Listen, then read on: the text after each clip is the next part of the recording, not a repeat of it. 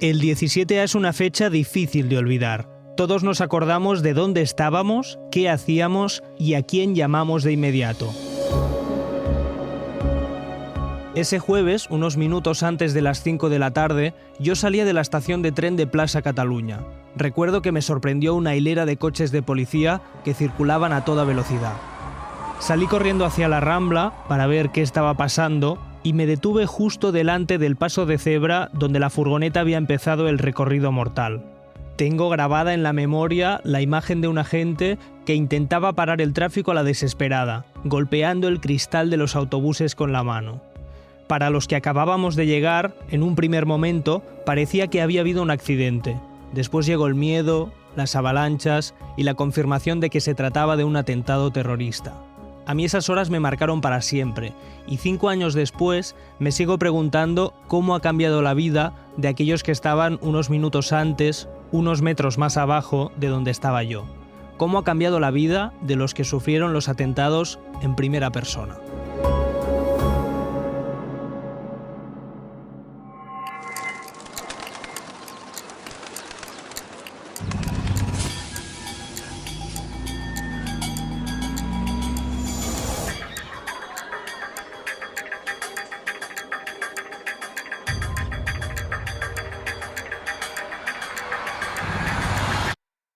El silencio de la Rambla.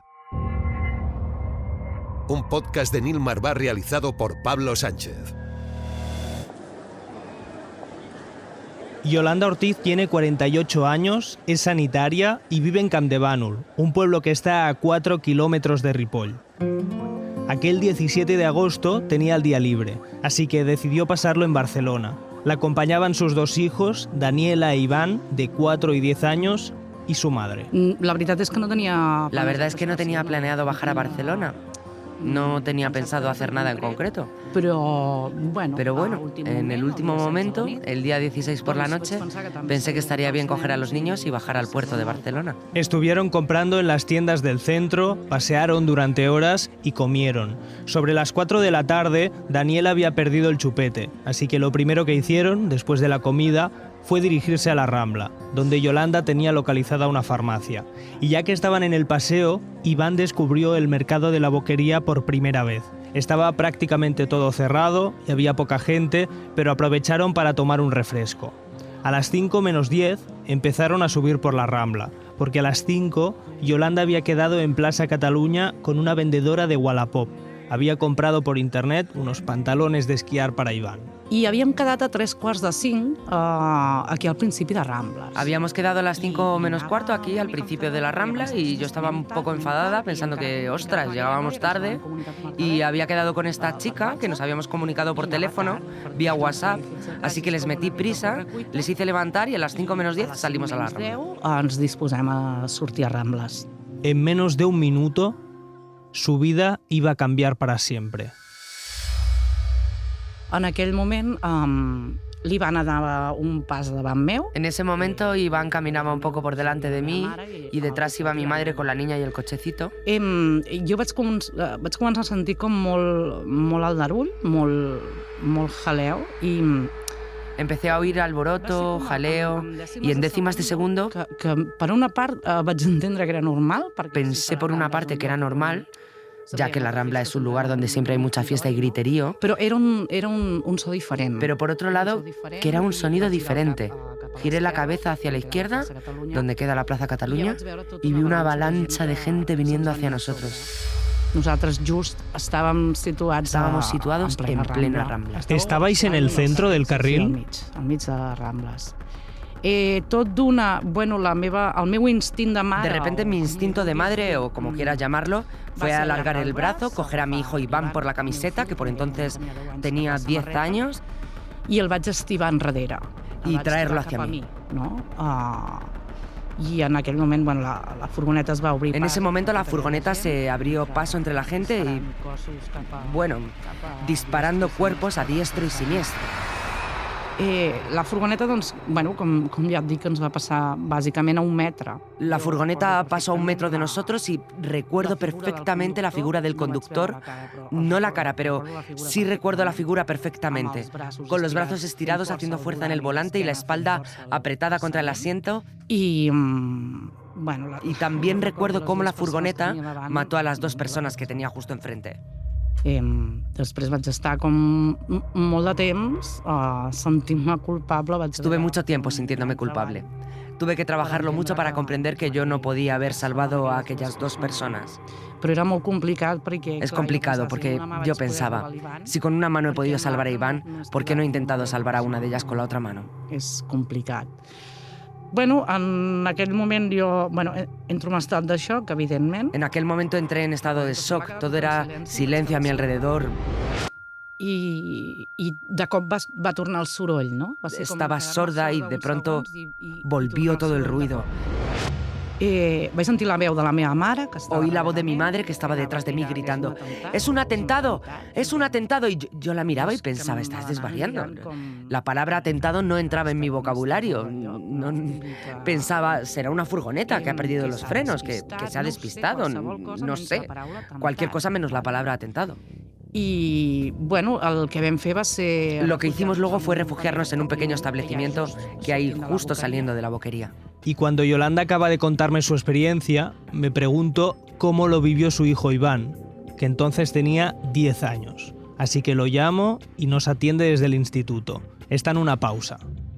L'últim que era un atemptat. Lo último que pensé es que fuera un atentado.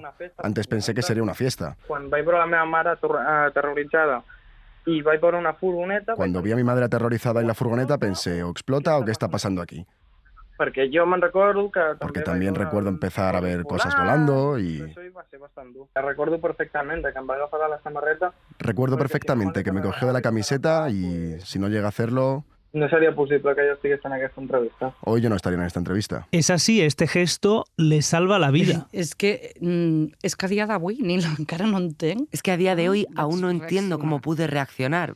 Jo penso que és l'instint de mare. Creo que es el instinto de madre, ¿no? Que estás acostumbrada a tener 100 ojos, estar atenta, que no se te caiga el niño al suelo. Cuando son pequeños tienes ese instinto de cogerlos de donde puedes. I és que va ser l'instint de mare. Fue ese instinto de madre porque fue cogerlo y pasar la furgoneta. I pum, no? Vull dir, estem parlant de... Estamos hablando de segundos. A partir de aquí empezó el caos.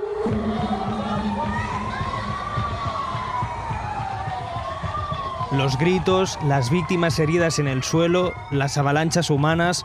Entonces Yolanda, sus hijos y su madre se refugiaron en un establecimiento de cosmética que está en la salida de la Bucaría.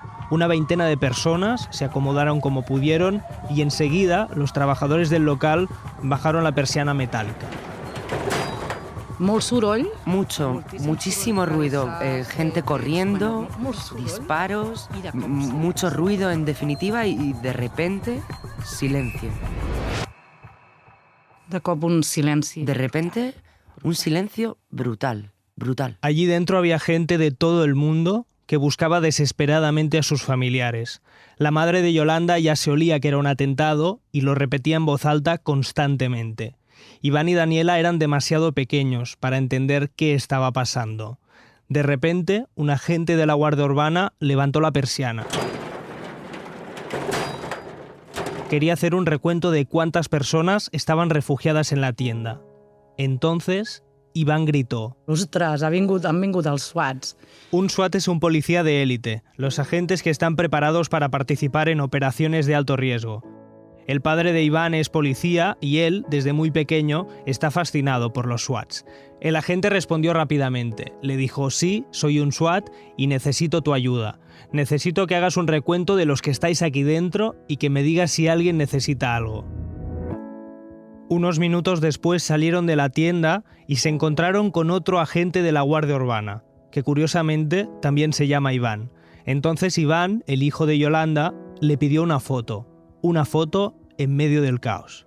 Y la veritat es que no se'm donava molt bé, però me'n recordo de que... Y la verdad es que no se me daba demasiado bien, pero recuerdo que todo fue bien. Es que ni vaig plorar ni res. Recuerdo que no lloré ni nada. Yo tenía mis objetivos, preguntar si necesitaban pañales o lo que fuese. No estaba triste ni nada, yo estaba haciendo caso a los SWAT. Mira, tinc la foto aquí a la meva habitació guardada. Mira, tengo la foto aquí en mi habitación guardada y yo creo que es una de las fotos más bonitas que tengo. Vamos a saludar a Iván Swat, subinspector de la Guardia Urbana. Iván, ¿cómo estás? Bona tarda. Buenas tardes. Pues ahora mismo emocionado, con el corazón acelerado, recordando todos esos momentos, sinceramente. Explícanos cómo lo viviste tú, porque claro, profesionalmente tú nunca te habías encontrado con un atentado. ¿Cómo es ese momento en el que en medio del caos te encuentras con un niño que lo que necesita es eso, distraerle de alguna manera y encargarle que sea policía por unas horas? Sí, doncs mireu... Sí, pues mirad, como ya han contado Yolanda e Iván, nos encontrábamos en una situación de mucho caos. No sabíem, la informació fluctuava moltíssim... La información fluctuaba muchísimo.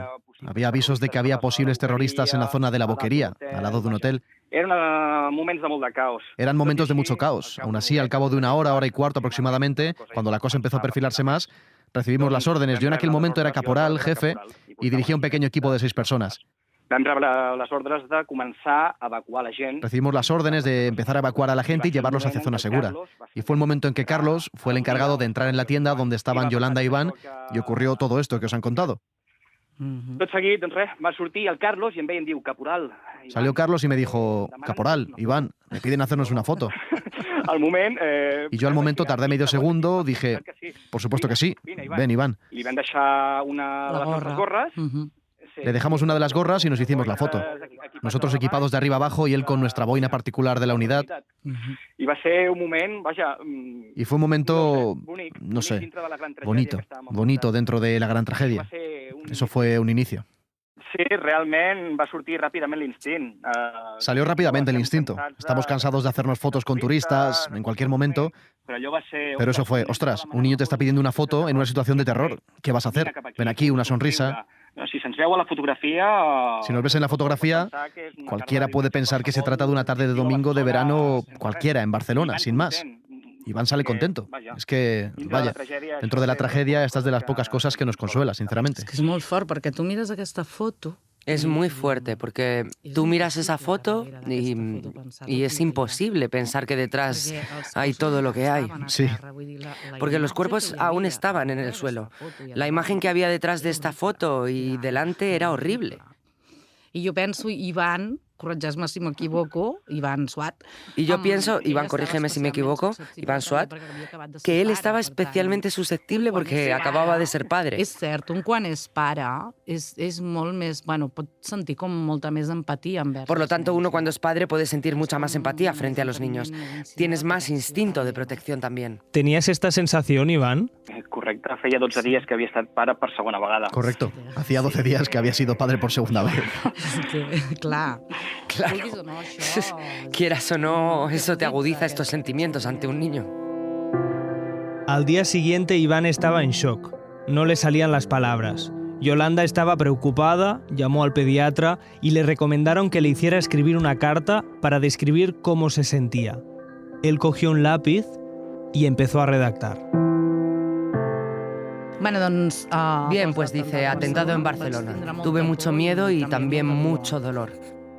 Vàrem estar... Estuvimos refugiados con nuestros seres queridos. Entre els plors i tremolors... Entre lloros y temblores, un SWAT dijo... Iván, no pateixis tant... Iván, no sufras tanto porque mientras yo esté aquí, nada te hará sufrir. Desde ese día tiene clarísimo que quiere ser policía. Concretamente, agente de la Guardia Urbana.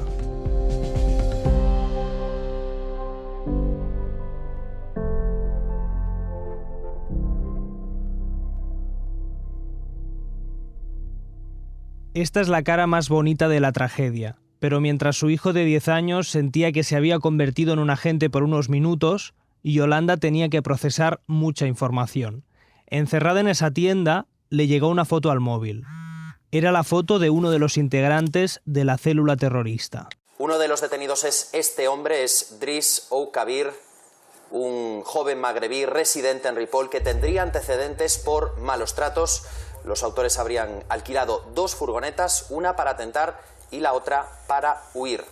Yolanda vive en Campdevànol, pero se pasa el día en Ripoll, que está a pocos kilómetros. Ripoll es un pueblo muy pequeño, de esos en los que todo el mundo se conoce, porque se cruzan habitualmente por la calle. Quan ens va arribar aquella foto, clar, ens vam quedar molt impactats. Cuando nos llegó esa foto, claro, nos impactó mucho, porque primero era el tema de haber vivido aquel atentado y ahora me estaban diciendo que aquel atentado lo había llevado a cabo gente de mi entorno, de mi pueblo, de mi comarca. T'ho juro que no ens donava el cervell. Te juro que no nos daba el cerebro para... O sigui, què està passant? O sea, ¿qué está pasando? Es que no te da el cerebro. Aparte de toda la situación que he vivido, esto es un sueño, ¿no? Porque claro, evidentemente reconocimos a ese chico, reconocimos la cara. I conforme ens anaven arribant fotos... Conforme nos iban llegando fotos, los teníamos a todos ubicados por Ripoll, evidentemente.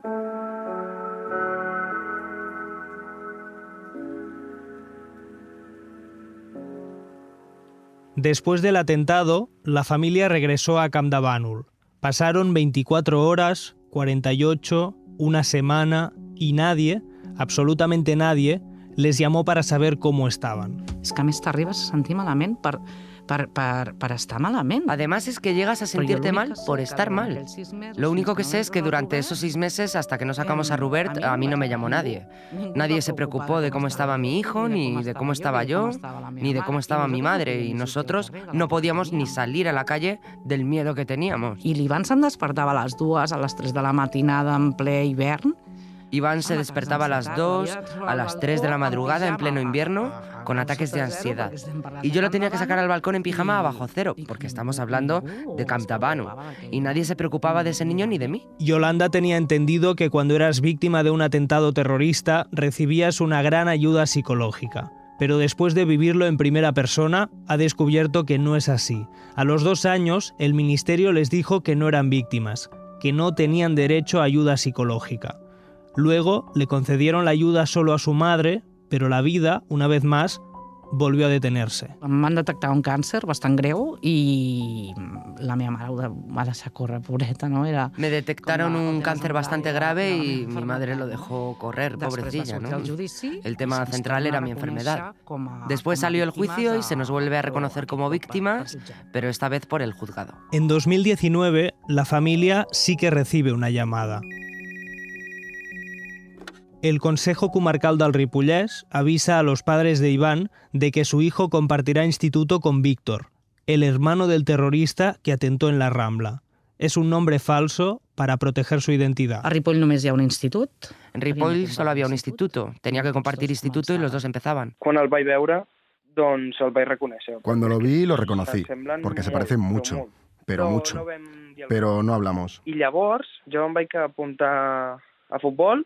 Entonces yo me apunté a fútbol porque aquí en Ripoll hay un equipo. I doncs mira, em van dir que compartiria també... Y me dijeron que compartiría también el mismo equipo con Víctor y bueno, pues dije, perfecto. I tot va començar lo típic de «Ei, Víctor, pásamela, ei, estic sol». Y todo empezó con lo típico de Víctor, pásamela, estoy solo.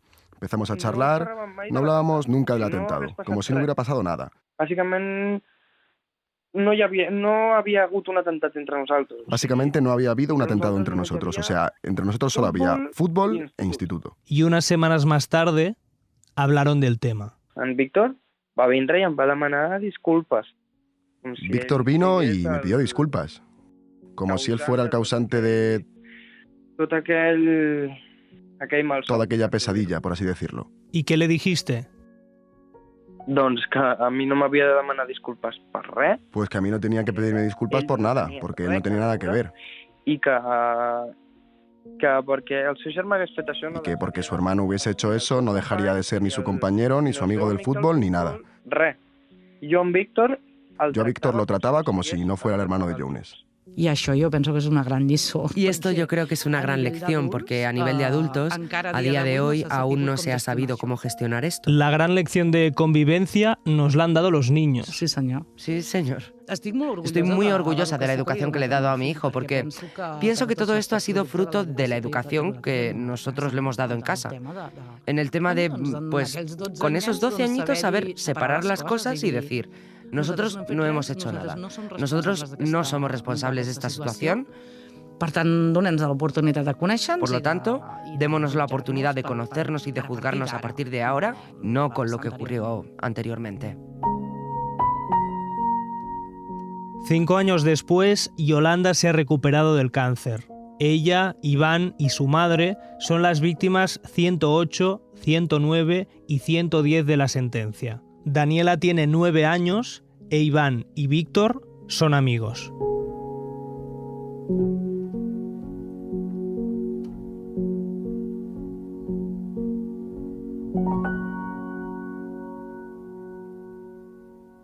En el próximo capítulo seguiremos buscando más historias como la de Yolanda. Esta vez hablaremos con los vecinos de Ripoll que conocían muy de cerca a los terroristas. ¿Cómo te haces la idea de que la persona con la que te ves todos los días acaba de morir matando? El silencio de la Rambla es un documental de Ser Podcast en colaboración con Ser Catalunya y Podium Podcast. Dirección y narración, Nil Marvà. Realización sonora, Pablo Sánchez. Producción, Roberto Rodríguez, Ana Alonso y Gema Jiménez. Doblaje, Ana Alonso, Javier Machicado y Mario Panadero. Edición, Ana Rivera.